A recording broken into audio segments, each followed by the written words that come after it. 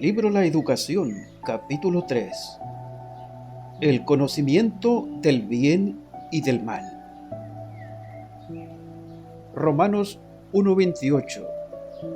Y como ellos no quisieron tener en cuenta a Dios, Dios los entregó a una mente depravada.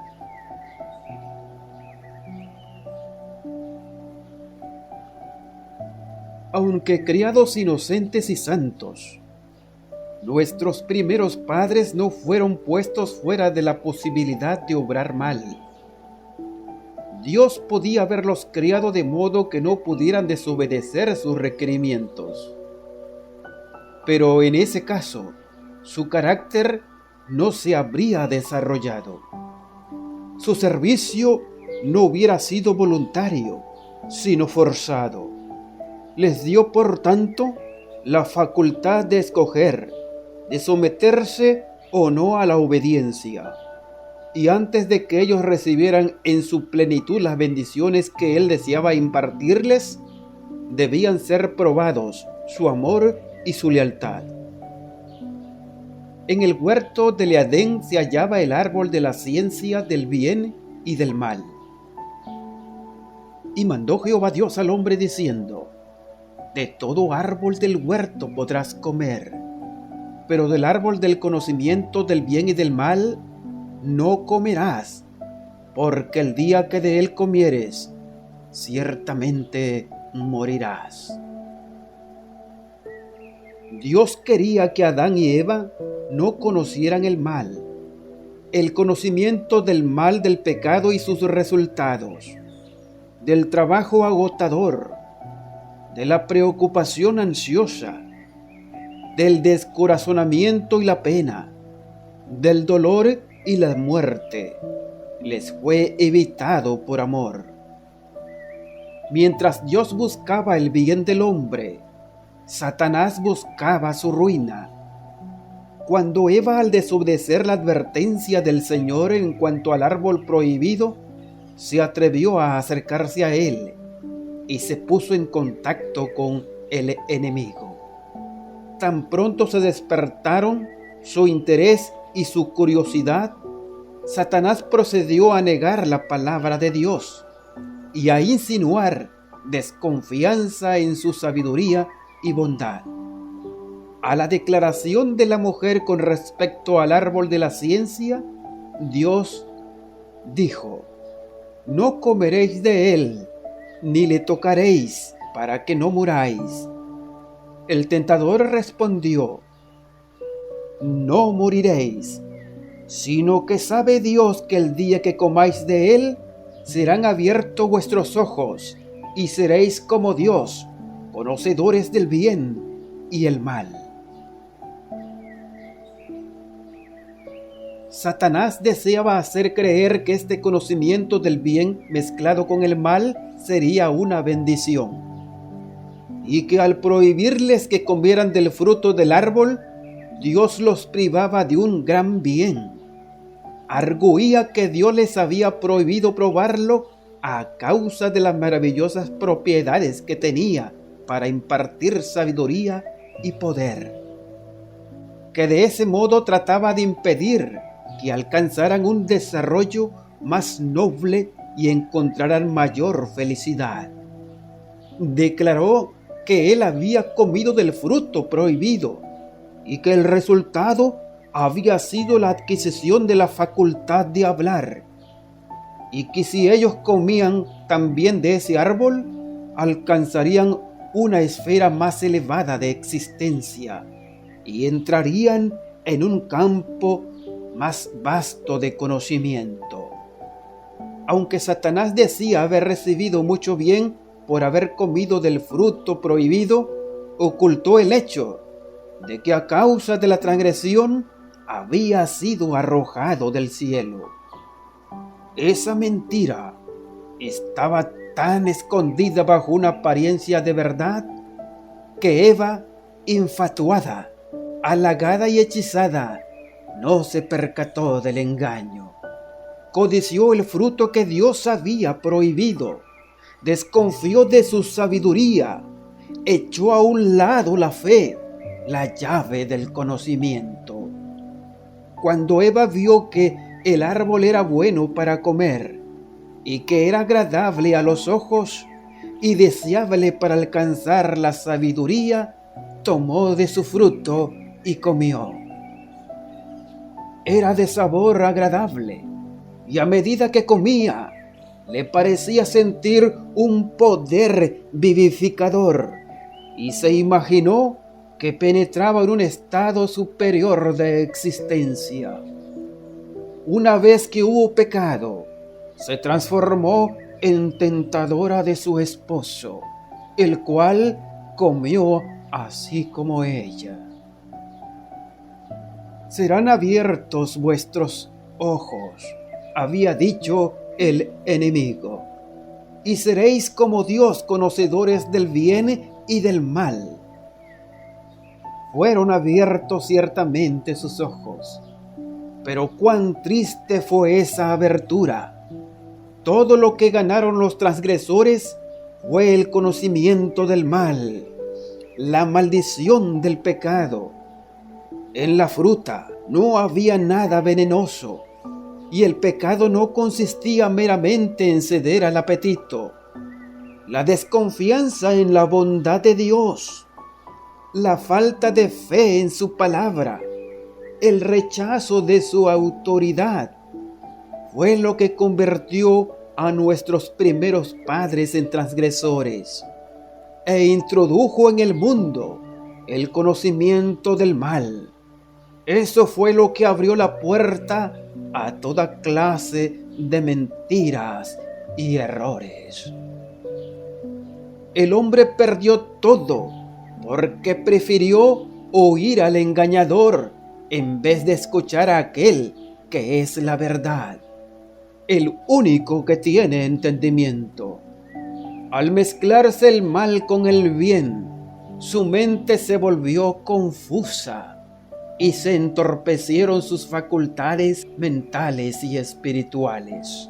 Ya no pudo apreciar el bien que Dios le había otorgado tan generosamente. Adán y Eva habían escogido el conocimiento del mal, y si alguna vez habían de recobrar la posición perdida, tenían que hacerlo en las condiciones desfavorables que ellos mismos habían provocado. Ya no habían de morar en el Edén, porque éste, en su perfección, no podía enseñarles las lecciones que les eran esenciales desde entonces. Con indescriptible tristeza se despidieron del hermoso lugar y fueron a vivir en la tierra sobre la cual descansaba la maldición del pecado. Dios había dicho a Adán: por cuanto obedeciste a la voz de tu mujer y comiste del árbol que te mandé diciendo, no comerás de él. Maldita será la tierra por tu causa. Con dolor comerás de ella todos los días de tu vida. Espinos y cardos te producirá, y comerás plantas del campo. Con el sudor de tu rostro comerás el pan, hasta que vuelvas a la tierra, porque de ella fuiste tomado, pues polvo eres, y al polvo volverás. Aunque la tierra estaba condenada por la maldición, la naturaleza debía seguir siendo el libro de texto del hombre. Ya no podía representar bondad solamente, porque el mal estaba presente en todas partes y arruinaba la tierra, el mar y el aire con su contacto contaminador. Donde antes había estado escrito únicamente el carácter de Dios, el conocimiento del bien, ahora estaba también escrito el carácter de Satanás, el conocimiento del mal. El hombre debía recibir amonestaciones de la naturaleza, que ahora revelaba el conocimiento del bien y del mal, referentes a los resultados del pecado. En las flores marchitadas y la caída de las hojas, Adán y su compañera vieron los primeros signos de decadencia. Fue presentada con vividez ante su mente la dura realidad de que todo ser viviente debía morir. Hasta el aire, de cual dependían su vida, llevaba los gérmenes de la muerte. También se les recordaba continuamente la pérdida de su dominio. Adán había sido el rey de los seres inferiores, y mientras permaneció fiel a Dios, toda la naturaleza reconoció su gobierno. Pero cuando pecó, perdió su derecho al dominio. El espíritu de rebelión, al cual él mismo había dado entrada, se extendió a toda la creación animal. De ese modo, no solo la vida del hombre, sino la naturaleza de las bestias, los árboles del bosque, el pasto del campo, hasta el aire que respiraba, hablaban de la triste lección del conocimiento del mal. Sin embargo, el hombre no fue abandonado a los resultados del mal que había escogido. En la sentencia pronunciada contra Satanás se insinuó la redención. Y pondré enemistad entre ti y la mujer, dijo Dios, y entre tu simiente y la simiente suya. Ésta te herirá en la cabeza, y tú le herirás en el calcañar. Esta sentencia pronunciada a oídos de nuestros primeros padres fue para ellos una promesa.